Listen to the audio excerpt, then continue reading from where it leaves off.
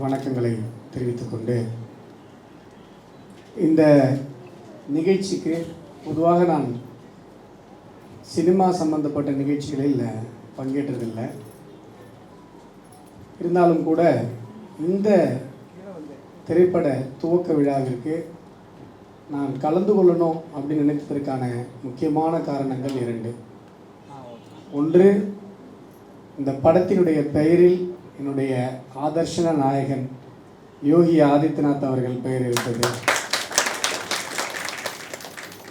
இன்னொன்று, உத்தரப்பிரதேசத்தினுடைய பாரதிய ஜனதா கட்சியினுடைய ஆதரவாளர்கள் அமைப்பினுடைய தலைவராக இருக்கக்கூடிய அன்பிற்கினிய நண்பர் புருஷோத்தமன் ஸ்ரீவஸ்தவ அவர்கள் என்னை அழைத்து இந்த நிகழ்ச்சியில் கலந்து கொள்ள வேண்டும் என்று அழைப்பு விடுத்தார். அது 2வது காரணம். ஒரு ஸ்கூலில் ஒரு நல்ல டீச்சர் நம்ம யாரும் சொல்லுவோம். 2 டீச்சர் இருக்காங்க.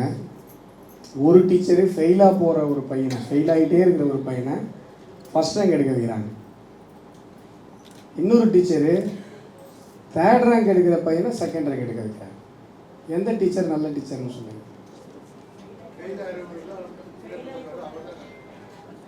அப்படித்தான் உத்தரப்பிரதேசத்தை இன்றைக்கு இந்திய தேசத்தின் முதல் மாநிலமாக யோகிஜி அவர்கள் மாற்றிருக்கார்.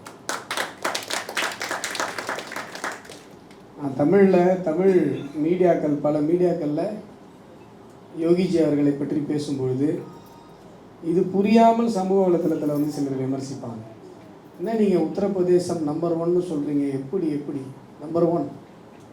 ஏன்னு சொன்னால், யோகி ஆதித்யநாத் அந்த மாநிலத்திற்கு அவர் ஆளுவதற்கு முன்பு வரை அங்கே ரவுடிசம் மிகப்பெரிய அளவில் இருந்தது, கட்ட பஞ்சாயத்து மிகப்பெரிய அளவில் இருந்தது, வளர்ச்சிக்கு தடையாக பல விஷயங்கள் அந்த மாநிலத்தில் இருந்தது, கல்வி பின்தங்கி இருந்தது. இன்றைக்கு தொழில் முதலீடுகள் உத்தரப்பிரதேசத்திற்கு போவதற்கு அஞ்சுகிற ஒரு சூழ்நிலை இருந்தது.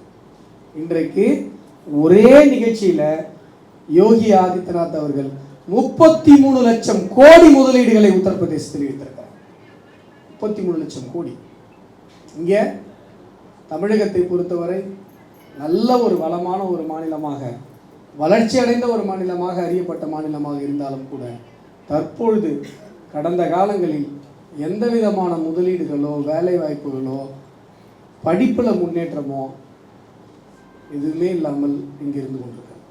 ஆனால் உத்தரப்பிரதேசத்திலிருந்து பொதுவாக அந்த வட மாநிலங்கள்லேருந்து தமிழகத்திற்கு வேலை தேடி வருவாங்க, தமிழ்நாட்டுக்கு வேலை தேடி வருவாங்க. இப்போது உத்தரப்பிரதேசத்திலிருந்து தமிழ்நாட்டுக்கு வேலை தேடி வர்றவங்களுடைய எண்ணிக்கை மிகவும் குறைந்து போயிருக்கிறது. வர்றவங்களாம் பீகார், நேபாள் அங்கேருந்து தான் வராங்க, வடகிழக்கு மாநிலங்கள்லேருந்து வராங்க.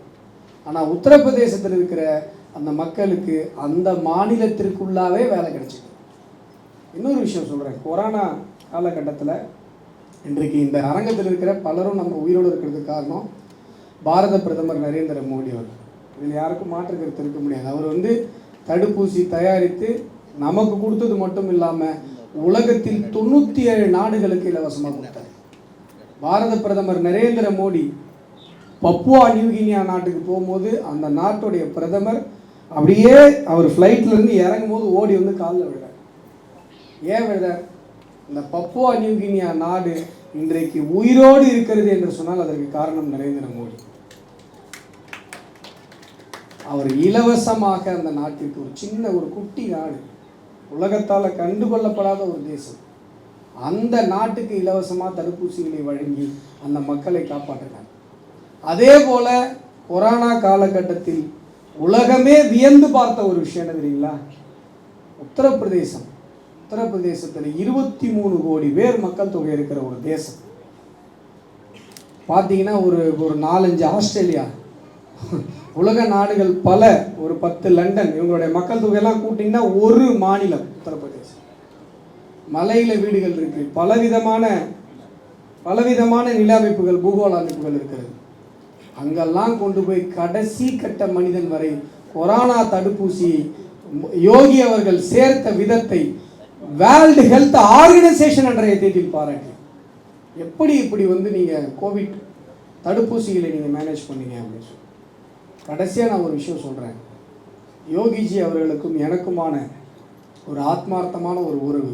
திருவண்ணாமலையில் இப்பொழுது பாராளுமன்ற உறுப்பினராக பாராளுமன்ற கேண்டிடேட்டாக நான் கட்சியால் அறிவிக்கப்பட்ட உடனடியாக யோகிஜி அவர்கள் என்னை தொலைபேசியில் அழைத்து பாராட்டினார். நீங்கள் கண்டிப்பாக வெற்றி பெறுவீர்கள் என்று என்னை வாழ்த்தினார். என்னுடைய வீட்டில் ஒரு திருமணம் நடந்தது. அதற்கு யோகிஜி அவர்கள் வருவதாக இருந்தது. ஒரு சில சூழ்நிலைகளால் அவரால் வர முடியல.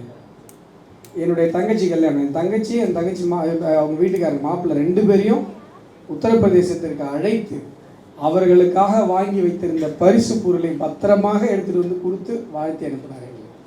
அப்படி உறவுகளுக்கு மரியாதை கொடுக்கிற ஒரு மிக அற்புதமான ஒரு மனிதர் யோகிஜி அவர்கள். இந்த படத்துடைய கதையம்சம் அதை பற்றிலாம் நமக்கு தெரியாது, ஏன்னா இப்போ தான் பட பூஜை போட்டிருக்காங்க. இருந்தாலும் இந்த படத்தினுடைய இயக்குனர் நாயர் அவர்களை பார்க்கும்பொழுது அவர் வயசு என்னன்னு தெரியல, ஆனால் ஒரு 16 வயசு மாதிரி தான் இருக்குது. அவருடைய ஆக்டிவிட்டிஸ்லாம் பார்த்தா சுறுசுறுன்னு ஓடுறாரு, ஓடியாடுறாரு, குதிக்கிறாரு, குடியாரணம் போடுறாரு. ஒரே சுறுசுறுப்பான ஒரு நபராக இருக்கார். பொதுவாக இந்த மாதிரி சுறுசுறுப்பான நபர்கள் ஒரு படைப்பை கொடுத்தாங்க, ஒரு க்ரியேட்டிவிட்டி கொடுத்தாங்க அப்படின்னு சொன்னால் அது நல்ல ஒரு க்ரியேட்டிவிட்டியாக வரும்ன்ற நம்பிக்கை நமக்கு இருக்கிறது. அவருடைய இந்த ஆத்மார்த்தமான ஒரு ஈடுபாடு, அவருடைய சுறுசுறுப்பு எல்லாம் உள்ள நம்முடைய இறைவனுடைய அருளால் இந்த படம் வெற்றிகரமாக அமைய வேண்டும் என்று நான் மனதார பிரார்த்தித்துக் கொண்டு இந்த குழுவினர் அத்தனை பேருக்கும் என்னுடைய வாழ்த்துக்களை தெரிவித்துக் கொண்டு விடைபெறுகிறேன். വാർത്തകൾ நிறைவு செய்ய நன்றி. ഒരു പാൻ ഇന്ത്യ സിനിമ എങ്ങനെ എടുക്കാം എന്നുള്ളതിനെ കുറിച്ചാണ് ഡയറക്ടർ സാർ നമുക്ക് വളരെ ഒരു വലിയ ഓപ്പർച്യൂണിറ്റി. ഇപ്പോൾ നമ്മൾ ലക്ഷങ്ങളും കോടികളും മേടിക്കുന്ന സിനിമാ താരങ്ങളെക്കാൾ നിസ്സാരരായിട്ട് അല്ലെങ്കിൽ ഒന്നുമില്ലാതെ സിനിമ എന്ന പാഷനെ മനസ്സിൽ കൊണ്ട് നടക്കുന്നവരെ സിനിമാ ലോകത്തിലേക്ക് കൈപിടിച്ചു വരുത്താനാണ് അദ്ദേഹം ശ്രമിച്ചുകൊണ്ടിരിക്കുന്നത്.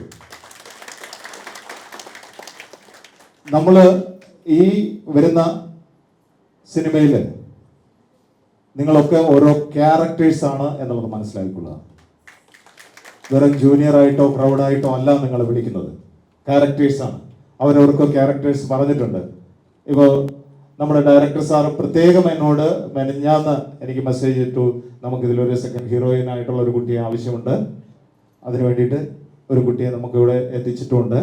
അപ്പോൾ നമ്മുടെ കന്നഡ ഫിലിം ചേമ്പേഴ്സിൻ്റെ பிரிய சார், வணக்கம் சார். உங்களை வாழ்த்துக்கிறோம். கன்னட ஃபிலிம் சேம்பர்ஸுக்கு நான் கூட அதில் மெம்பராக இருக்கேன்.